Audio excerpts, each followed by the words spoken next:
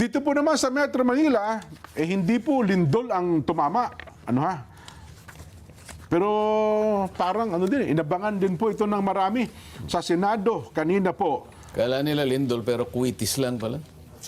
Ganun mo pa. Sabi ni Kuya Benny. Ibig sabihin, ina-expect nila malakas ang putok. Hindi pala. Kung ganun ang ibig sabihin. Ang amin pong binabanggit kanina ay nagpatawag po ng Blue Ribbon Committee, Gatchalian Group. Ano ha? Sa pangunguna po ng kanilang chairman na si Senator Erwin Tulfo. Ano ha? Una, Sen, bilang isang senador po, ano ang naging reaksyon ninyo sa pangyayaring ito? Makwentuhan nyo man kami kung ano yung nangyari talaga kanina. Wala naman ako dyan eh. Yun na nga po, yun na nga po. Ho. Kaya lang, ang masasabi ko sa inyo dahil yung pagkaka-create ng Blue Ribbon Committee na pinangungunahan ni Erwin Tulfo, ang sabi nga namin ay unauthorized, irregular, illegal, unconstitutional. Dahil ang pinagmulan niyan ay reorganization na ang nagpasya ay 12 lang na miyembro ng Senado. Sa makatwid, hindi nila iginalang mismo yung saligang batas na kung saan ay sinasabi na magkakaroon lang ng pagkakataong mag-transact ng business ang Senate kung merong quorum. Opo. At ang basis ng quorum sa aming pagkakaalam, at ito naman ang talagang pinanindigan namin, ay 24 senators. Opo. Hindi ko mo nagtatago si Senator Bato de la Rosa o kaya naman ay nakapiit si Senator Jinggoy, ay inalisan na sila ng kanilang status bilang kasama naming mga senador. Nananatili po silang senador. Opo. Ang napakahirap kasi nating kalagayan ngayon, Kuya Benny, napapansin mo naman, napakarami ng mga katauhan ngayon na talagang sumasausaw dito sa pinag-uusapan nating power grab. Yun nga ho ang gusto namin itanong dahil sinasabi na maraming legal minds ang nagsabing sila po ang legal. Kayo po bilang abogado, paano po natin mapaliwanag yun? Dahil sila ba talaga yung Sila ba talaga yung abogado o yung pinakamataas na otoridad na dapat natin pakinggan? Ako, Kuya Benny, Sen, 24 na yung abogado na tanungan ko eh. 24 din ang sagot na. Ngayon, namumroblema ako kung paano ko lalagumin yung 24 na dahil kasagutan na yun, Sen eh. yung ganun hong sitwasyon hindi tuloy malaman ng tao kung ano yung tama at mali talaga sa pangyayaring yan. Yun nga yung nakakalungkot, Jen, Kuya Benny, dahil sa napakaraming gustong magpaliwanag. Hindi mo naman malaman kung ano ang political motivations ng bawat isa. Pero yung karamihan sa kanila, alam natin sapagkat meron silang political colors eh. May political leaning na tinatawag. Halimbawa, yung palaging nababanggit dito sa programang ito, yung ex-justice ng Korte Suprema na hanggang ngayon ay pinipilit niya na sumang-ayon doon sa proposition na yung 12 ay sapat na para mag-constitute ng quorum. Ang binabanggit kanina ni Kuya Benny, yung nabasa niya sa dyaryo. Isang malapad na dyaryo na nasa page 2. Litrato ko pa nga eh. Ang pinaka-title, ito, anunsyo ito hindi siya parte ng hindi siya balita. Advertorial siya. Advertisement siya, isang pahin ng advertisement. Na sa aking palagay, ang nag-advertise nito, sapagkat itong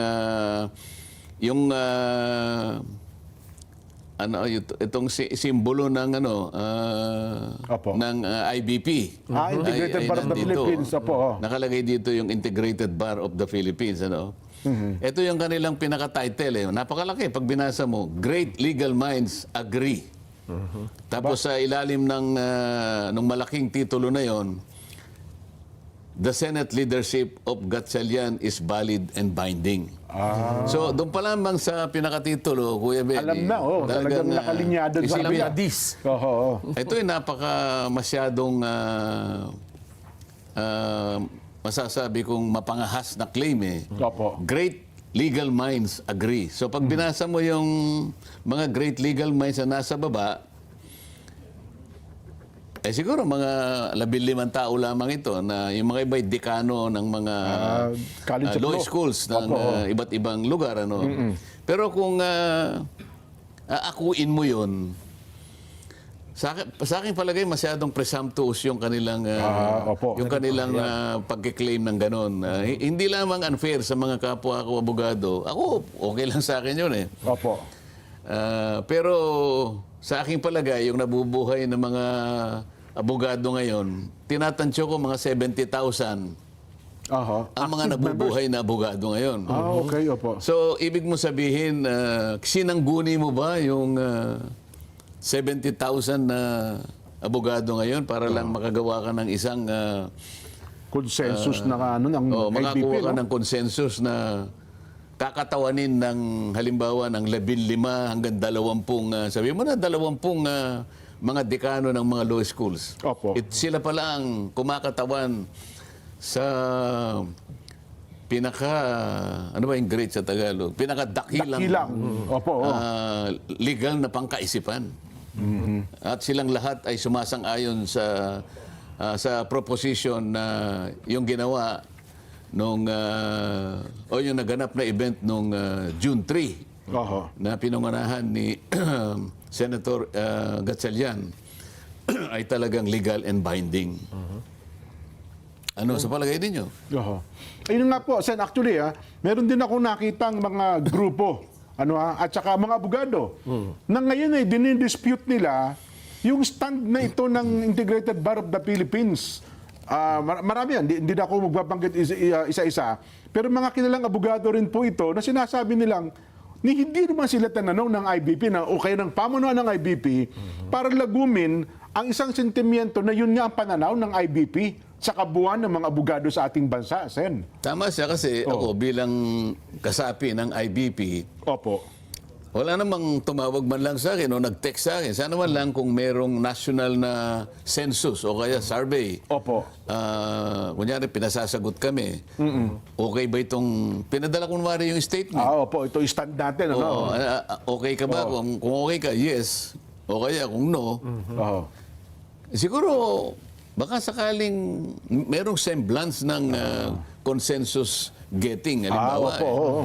Ang problema, bigla na lang lumitaw noong June 4, 2026, yung isang statement na may pamagat na official statement on what constitutes a legitimate quorum for the Senate to conduct official business. Opo. Yung statement din, Kuya Benny, ay attributed sa isang entity na ito nga, IBP, official statement nakalagay, pero nanggaling sa Office of the Director for National Communications. Okay. Pero pinalalabas nila IBP official statement. Oho. Ngayon, kinakailangang malaman ng ating mga kababayan na meron pong regulasyon ng rules of court natin Oho. na kung saan yung legal operations ng IBP ay nakasalig din sa rules of court na pinromulgate ng ating Korte Suprema. Meron pala Ibig yan, sabihin, no? lahat ng gagawin, lahat ng tuntunin, Opo. nakasalig dun sa Rule 139-A. Okay. Ito kasi yung tuntunin na kumakatawan sa IBP. Opo. Isa yon. At po pwede rin gamitin yung kanyang, yung bylaws ng IBP Opo. na may petsang 1974. Okay. Oho. Itong IBP bylaws, tinangka itong i-revise sa dalawang bagay. Oho. Una, yung kung paano i-amend nila yung election method at saka yung election matters. Ano? Basta po sa election lang. Sa pamunuan po ng IBP Sa pamunuan ito. ng IBP. Okay. Oho. At yung isa naman ay yung mga members ng IBP na maaaring sumama sa government service. Oho. At kung paano yung eligibility nila for election. Yun lang ang proposed amendments. Okay. Ngunit hindi pa pinagtibay ng Korte Suprema, nakabinbin. Oho. So, meron lamang proposed revision. Opo. Doon sa dalawang bagay na binanggit ko. Kaya lang, como hindi naman napagtibay at kahit napagtibay, hindi naman naging daan yon para makagawa sila ng statement eh. Oho. Alam mo kung bakit? Yung Section 13 Opo. mismo ng Rule 139-A ng Rules of Court. Itong Rules of Court kakilala ng ito ay alam lahat, parang Biblia ito ng lahat ng abogado eh. Okay. Opo. Oh, ang nakalagay doon ay the IBP, sabi niya, is strictly non-political Okay. and every activity tending to impair its basic feature is strictly prohibited and shall be penalized accordingly. May Sa pagbumutang mga tuwid, pala. Oh. sa mga tuwid, hindi sila pwedeng gumawa ng isang political statement. Oho. Ayon mismo sa tuntunin namin ng mga abogado. Opo. So, Section 13 yon, Rule 139-A. Okay, ngayon, maski sa IBP bylaws, Opo. na may petsang 1974, Section 66 dyan, ano? Opo. Oh. Ang sabi rito, public statements, no committee Oho. or member thereof shall publicly express any opinion or conclusion respecting the assigned functions or work of the committee without previous authorization from the Board of Governors or the Executive Committee. Oho. Ngayon, wala namang malinaw na ito'y pinayagan ng Board of Governors o yung Executive Committee ng IBP. Opo. At wala rin namang committee na ang tawag ay Committee for National Communications na kung saan di umano nagmula yung IBP official statement. Oho. Kaso wala pala yun.